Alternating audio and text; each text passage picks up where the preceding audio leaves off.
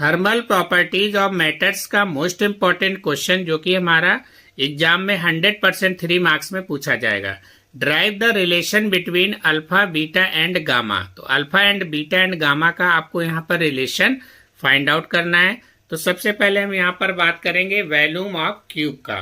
तो volume of हमारा यहाँ पर क्यूब V इक्वल टू आपका L क्यूब हो जाएगा और cube is heated so that its temperature increased by del T. तो जब क्यूब को हीट करेंगे तो टेम्परेचर हमारा यहाँ पर इंक्रीज होगा बाई आपका डेल टी दिया है। तो लीनियर एक्सपेंशन हमारा यहाँ पर होता है, लीनियर एक्सपेंशन यहाँ पर लेंथ आपका क्या हो रहा है, इंक्रीज हो रहा है। तो L dash equal to formula हमारा होता है एल प्लस डेल एल हो जाएगा। इधर आपका लीनियर कोफिशिएंट आपका दिया alpha equal to del L upon L del T हो जाता है। तो यहाँ से हम क्या करेंगे, वैल्यू को पुट कर देंगे, डेल एल का वैल्यू निकाल लेंगे अल्फा एल डेल टी। तो यहाँ पर हम वैल्यू को पुट कर देंगे।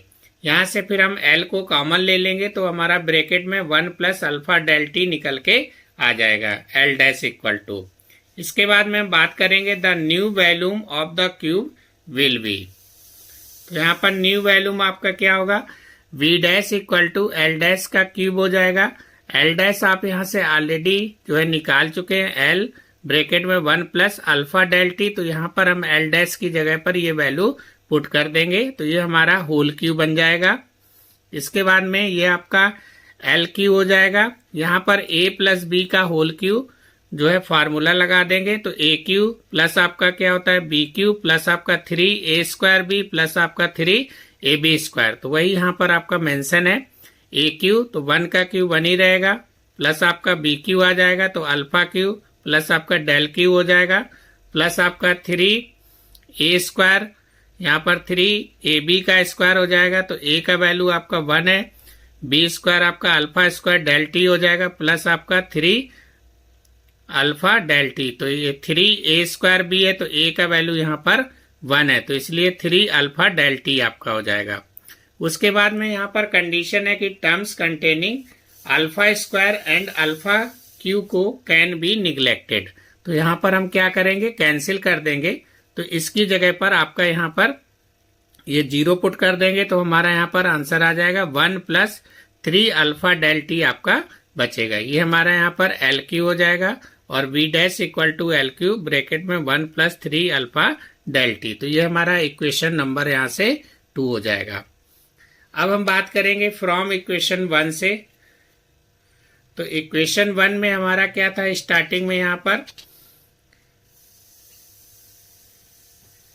v इक्वल टू आपका था एल क्यू। तो ये v इक्वल टू हमारा यहाँ पर एल क्यू था। तो यहाँ पर हम वैल्यू को क्या करेंगे, पुट कर देंगे।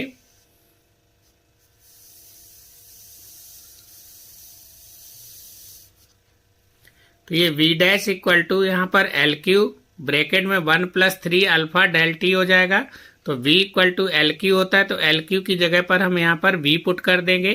तो ये v dash equal to v bracket में 1 प्लस 3 अल्फा डेल टी आपका निकल के आ जाएगा। उसके बाद में v का हम इसमें मल्टीप्लाई करेंगे तो v plus 3 alpha v del T हो जाएगा। v को हम दिस साइड लेके आएंगे तो ये हमारा यहाँ पर माइनस हो जाएगा, v dash minus v equal to 3 alpha v del T हो जाएगा। उसके बाद में v dash minus v upon में v del T equal to क्या होगा, हमारा यहाँ पर 3 अल्फा हो जाएगा। तो गामा इक्वल टू होता है v dash minus v upon v del T. तो ये हमारा यहाँ पर गामा का वैल्यू हो जाएगा। तो गामा इक्वल टू आपका यहाँ से 3 अल्फा निकल के आ जाएगा। इसी तरीके से हम सिमिलरली यहाँ पर बीटा इक्वल टू 2 अल्फा को हम क्या करेंगे, प्रूव कर लेंगे। तो यहाँ से हैंस आपका अल्फा अपॉन 1 आ जाएगा, बीटा अपॉन 2 आ जाएगा और गामा अपॉन 3।